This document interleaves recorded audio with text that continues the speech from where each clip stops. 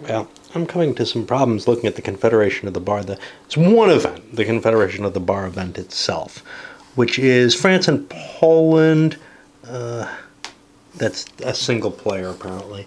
Would get an event in the first turn, or don't draw an event in the first turn. Instead, they get the Crisis of Succession for Poland. This is going to be their second succession crisis. I haven't had a first one. I almost want to ignore the triggering qualities here. And I think simply because it doesn't really work if I do.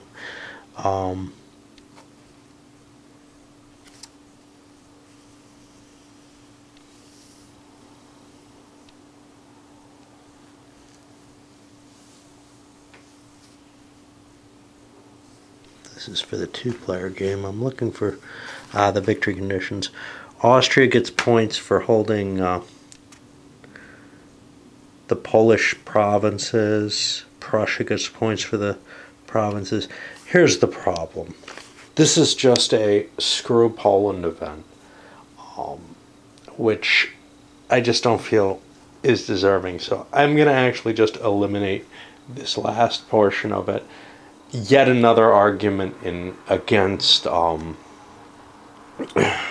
to fit the events to the game. The Grand Campaign actually does do a pretty good job outside of the victory points that would be assigned to the grand events that happen. And if the game plays out differently, it would be possible that those victory conditions don't really make a lot of sense anymore. So I'm just going to say we're going to play the rest of the game out to the finish without this event, because I think it just unbalances things too much to throw this into play.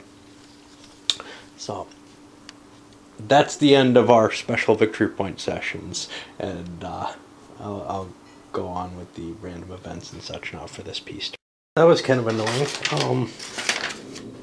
I drew a Polish succession crisis counter, actually. And then I got the remix counter, but when I drew that, I had these real worries that, and of course I went almost all the way through all the powers before the remix came out. But I was almost convinced to try to play out the real Polish succession. Here's the problem. The Polish succession crisis, I don't remember if there was one. I looked back through my notes and I don't see one prior to this. I don't think there was, but I'm not absolutely positive. One might have been baked into one of the earlier campaigns. I think the Russians managed to enforce their one war against Poland. I think this would have counted as the first Polish succession crisis, and we wouldn't get to the second ones. But here's the thing. If we did get to the second ones, I would give the bonuses out to the countries who were able to annex the territories that are specially covered by the succession crisis. But even the way the game's written, it becomes kind of tricky because the Russian annexed territory already that's been taken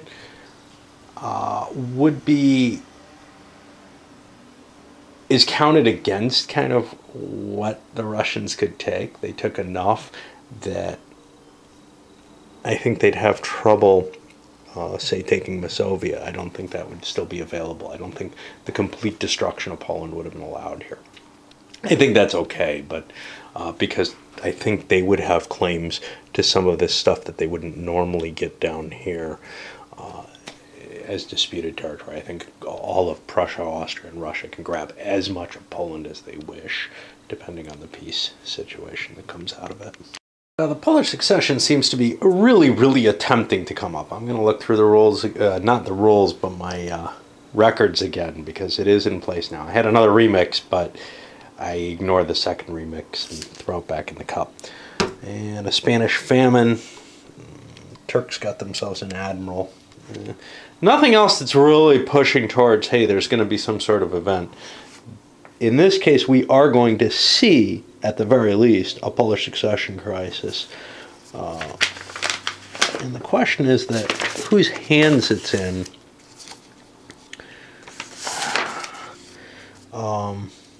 Austria has the first right at it, and they may actually take it with the intention that even though Austria is rather weak, this is one of the few ways that they could gain any ground in the game, basically. If they don't take it, Russia gets the next option on it. And I'm going to make sure I haven't had one before, because if I had, that triggers the whole full-blown second succession crisis, which is implied by the start of this scenario. I was wrong about who gets it. These don't happen in order. These are the selectors that are possible to get the succession, and then highest prestige gets it. So in this case, actually, Prussia gets the first choice on the succession. If they don't choose to follow it, it'll be either Russia or Sweden. Austria, with their low prestige, has the last option at it. Chances are Russia is going to take it. The way this is going to work then is they basically make a demand that their successor that their choice for a successor is enthroned. Not that this affects, who gets placed on the throne, right? I don't know. If they accept the pretender, the affected power leaves its alliance, allies itself with the pretender, and has to remain allied until its sovereign dies. What would that mean here? Trying to justify what that is, it means Stanislaus, who I don't know when he came in, pretty recently actually, so it's not too terrible, would be considered the Russian pretender for it if they just accept it. If they don't just accept it, then the pretender has to get a compromise, victorious peace, or surrender, and get a prestige demand. And if he does so,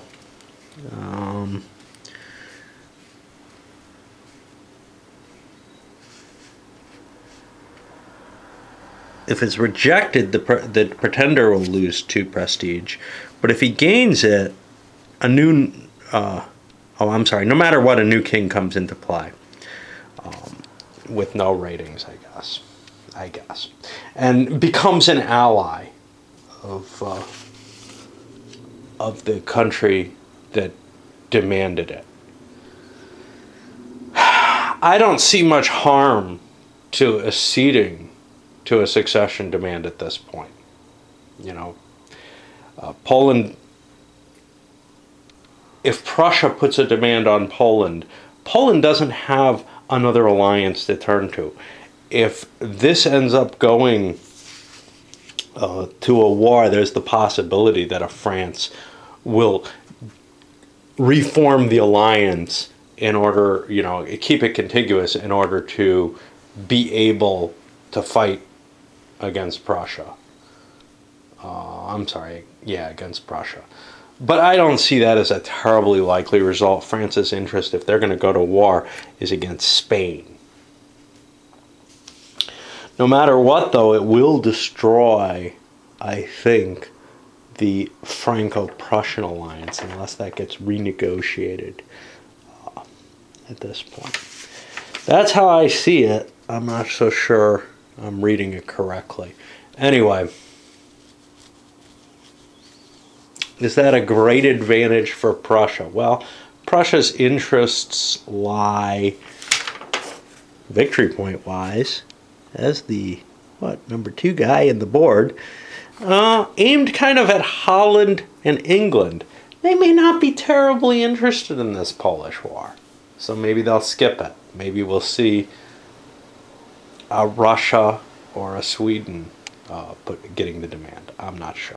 The situation as I see it, I don't see any disruption happening here. Prussia demands a new Polish king. The Poles are willing to accept it.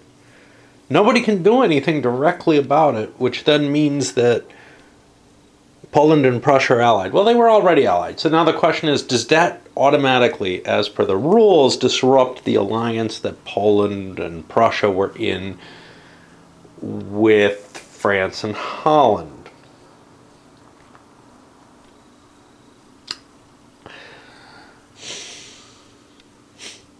And whose choice should it be? Because they're all in the same alliance anyway. And I don't really see why this would negate that alliance, in which case somebody would have to voluntarily break it, taking a 3 prestige point cost. And I don't think that's going to happen. And that alliance is preventing Prussia from attacking Poland. That alliance is helping prevent England from attacking the Dutch. And the French aren't going to war with Spain for the simple reason that they don't want to pay a chit for it. And they're perfectly willing to try to get out of this game quickly if they can. They know they're not going to get above, last or second to last place. And nobody really has anything they can do here that they terribly want to do. In terms of chits, I don't think anybody's sitting on anything that would endeavor. The Dutch have a casus belli they could invoke, but they don't particularly want to. They don't particularly want to see a war with Spain, even, for example, which France kind of desires, but they're not going to reveal that they have this chit. Because they're not terribly interested in warfare happening. They're doing perfectly fine in the peace phase. I think we end up with a non-event for the diplomacy for this turn. Anyway, I still have to do the commercial phase. Who knows, maybe something will shake out between then. But I've been kind of buzzing this through my head while I play a couple games with my wife. Avoiding this as much as possible. The video, the horribly long one, is actually up. I don't know, YouTube's still processing it. I can view it. I don't know how many days it's going to take to process to the point where I can cut the beginning off of it. And I'm not, advertising on BGG or anywhere else what's up with that video until I can cut it, at least the first hour and a half off that I know is from prior videos. Well, everybody paid double. English and Spanish actually managed to improve their total shipping. It takes a while to take place, though. Because there's a 1-turn delay, it means next turn they won't get it either. They won't be able to actually deploy them until the turn after. There may not be that many turns, but anyway, kind of looking at it as that. We're not seeing any, I'm not seeing the diplomacy doing anything. All we're seeing here is that Poland gets a new king under Prussian control. Let's see how long it's going to last. Then we got to come up with a name. Well, it's going to last 20 years, which is only 89, which is actually shorter than the current ruler. Which is kind of weird, isn't it? I think I've got a dash there for Stanislaus. Let's see how long he was supposed to last.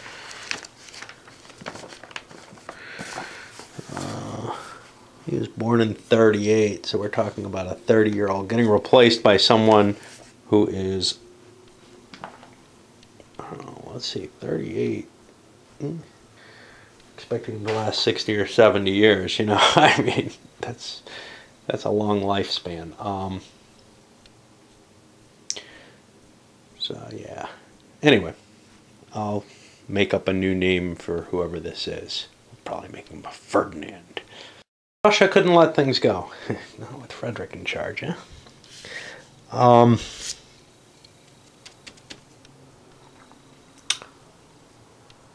Saxony and Baden ended up coming loose from their controllers. The English tried to take Saxony, and so did some other countries put bids on it, but the Prussians did not. And the Prussians declared war on it. They have a claim to it. It's a German state, so they spent their prestige. It's temporary prestige. They get it back. That's part of why this is worthwhile, perhaps. And because they have claim to it, they do want to grab it. They're planning on simply absorbing Saxony, and with all the allies they have, there's a cost to anybody trying to step in and stop them. Russia could declare war on them. England, Spain, these countries could declare war. But in any of those cases, that could bring in a conflict that these other powers are afraid of, with France, maybe less so with Poland. the way the alignment of the world is, and the fact that there are people like Sweden who are just kind of hanging back, unable to find an alliance that'll work with them. You know, I mean, they would like to ally with the Polish Prussians. France and Holland would probably allow them in, but no one's really making that eminently obvious. The other side, they don't really want to be part of that alliance. That looks like the losing alliance to them. And of course, as long as there's a powerful alliance, and that's the one everybody's trying to get into, there's not going to be a real war. So Prussia is going to be able to take Saxony without any difficulty whatsoever, as far as I can see. Anyway, that'll put us, I guess, to the royal phase. And we're going into war after this turn. This is, again, a peace turn, if the game doesn't end at the end of this turn. But it's not much of a war. Well, this is it. I had a Spanish leader there. I rolled the years to come up and went out to 78. Made a check for the revolution phase and got a 15, which is exactly what we needed here, without modifiers, which means the Prussian invasion of Saxony essentially triggers an event of such catastrophic nature that the sort of politics that has been going on for the more than a century in this game of balance of power type politics no longer really applies.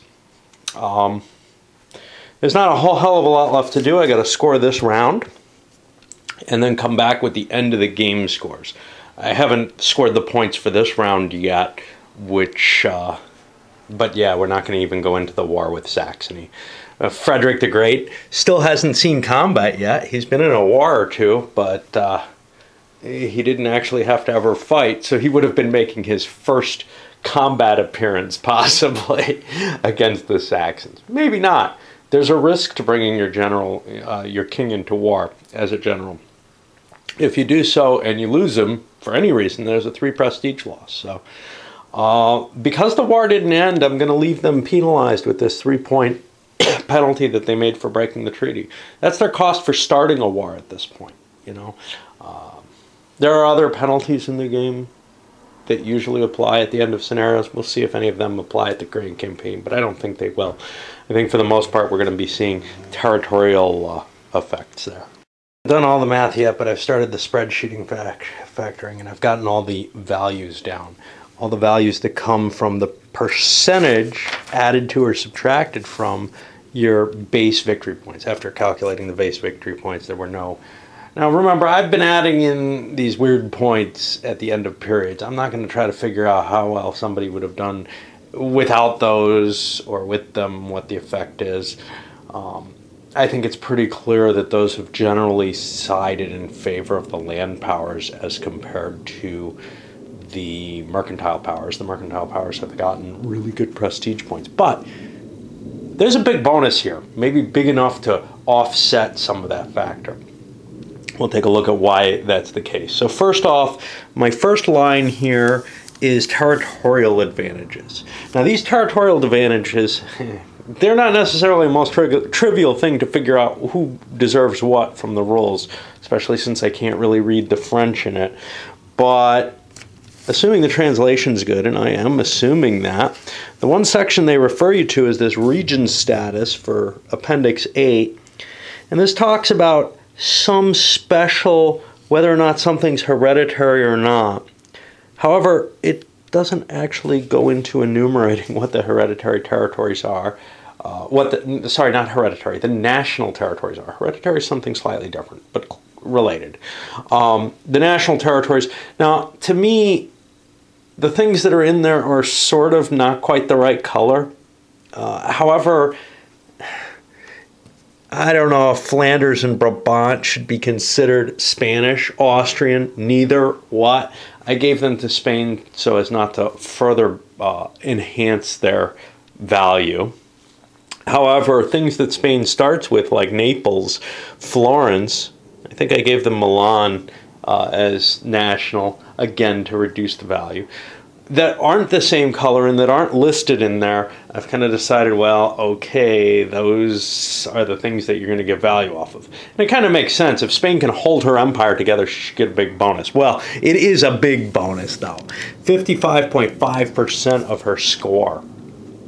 Likewise, though, Russia, with all her gains, ends up, by my calculation and guesstimates, 47.5% increase. Nobody else is anywhere near there, and that looks like a huge jump. Now, remember, we were talking about England having a pretty big jump, you know, 10% for beating the revolution, whatever. Austria gets 10% for theirs. Yeah, we got some others, though, coming here.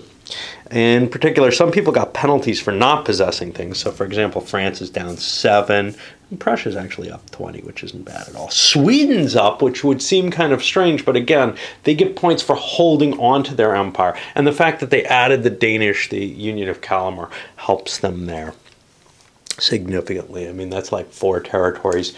That's worth a good 16, 17, 18, 19, a little under 20%. So actually, most of their points are coming from that. They also hold Finland, which is worth some more too. Holland is the big one taking a loss here. Now, notably, Holland also takes a second loss for a hereditary area. If you don't have one of your hereditary areas, you get a second, slightly less valuable penalty for that territory. Now, hereditary territories, and these are cumulative, hereditary territories are the real core of the nation. And in Holland's case, it's everything. But it tends to be national territory that is also particularly seen as central to the nation. Not just stuff that you started the game with or that counts as your national color. And, you know, to tell you the truth, the Spanish probably should have more points because I haven't been counting these as national territory either. It doesn't make sense that the Spanish would be able to build. Well, they've got national units that start in Flanders. Are they really national? Yeah, this is a different country. These are not national territories. So they should be up significantly more points. If Spain doesn't win somehow, and they should, they probably should have. Okay, then England and Holland get a penalty here for Flanders being held by a country which has any kind of merchant fleet. Now, Spain, they would have rather seen it fall to France at the end of the game. France would have rather seen that. Nobody engineered it, though. Colonial dots, the change of those. England got 6% off that. France got lost 6%. Big swing in those. Only in the campaign game. In other games, they're unimportant, really. Controlled minor countries plus 3% per. We didn't have a lot of minors still out there under control, from what I can tell. I'm not really sure. I think most of them must have been absorbed or something. Because we got Spain at plus 6. They have a couple of them sitting here with Savoy and Venice. But that's a significant bonus, which, you know, had I really realized that that was going to be important in the game, things like Switzerland, Baden, and Morocco wouldn't have remained unaligned. People would have been spending on them every turn, at least $1 on the shot at getting them, because that's a big swing in points. You know, 3%, not quite 1,000, but, you know, it's still a decent amount of points and well worth expending some money that you have nothing you can do with, really. National company structure. This is twice the structure rating, and this gives a nice little bonus. As you can see, that's this mercantile line. You see England 12, Spain 14, Holland 60. How can that be? Well, if you're far enough ahead of everybody else, at least 4 points ahead of them, of anybody, of your nearest competitor, and obviously you're the highest, instead of just twice, you get 4 times. Boy, that's some big points there. And that's going to run them right into the running again, even though they have all these penalties they've picked up for their national situation. And then after that, the actual Navy structure, just the percent, is equal to the structure that you have. And that throws a little bit of bonus in for everyone. And then finally, some special points, 10 points for the English defeating the revolution. And Austria for getting the Spanish succession also gets 10. And it not being somehow relitigated in some means. So here we've got our balances out, and notably Spain is at 85% bonus. They had a high score to begin with. That looks like second place to begin with on raw score. So they should win. If they don't, then I have to think, well, they should have had another one for 5, 6, 7 plus 12, another 20% nearly for those territories, because I don't think those are national. Just to judge them as such at the time. Anyway, I'll come back after I do those percentage calculations, and again, I'm shafting Spain here, but we'll see. And even with that, quite a handy win by Spain, and honestly, you know, I would have never guessed this the way things were playing out without having actually looked at this and calculated it out and watched it once. I would have no idea we're talking this kind of blowout here. On the low end, people like France, they lost positioning because of their board position at the end. But here on the high end, England, we thought they were, you know, going to be in the running here. They're down under 1,000 points after their addition. Russia breaks 1,000.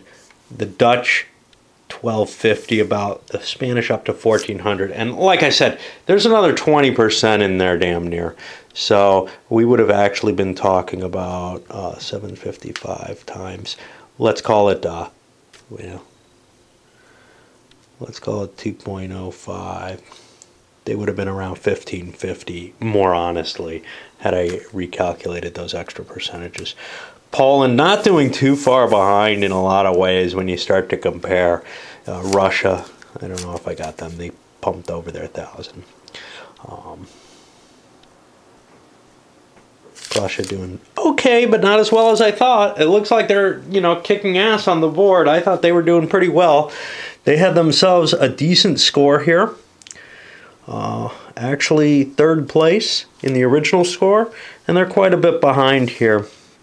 Got 1, 2, 3, 4 people ahead of them. They dropped down to 5th place due to the land positioning and the other effects. And actually, you know, those commerce bonuses and everything still count in on this. So it's not like the mercantile powers are completely out of the play. And note that Spain kept its merchant ability alive throughout the game, generally getting an extra point of prestige every turn. So how many turns were there? Geez, there's no real easy way to know except by counting through the turns that went through. Anyway, I'll be back with what assessment I can give of the game. My mind state has not made this any easier, but it still feels like it's been a harder game to approach, in part because of the language, in part, though, because it's less well organized and less intuitive than EU is. So I feel like, in a lot of ways, this is a tougher game to kind of learn. And we'll see what else I babble on about after I clean it up.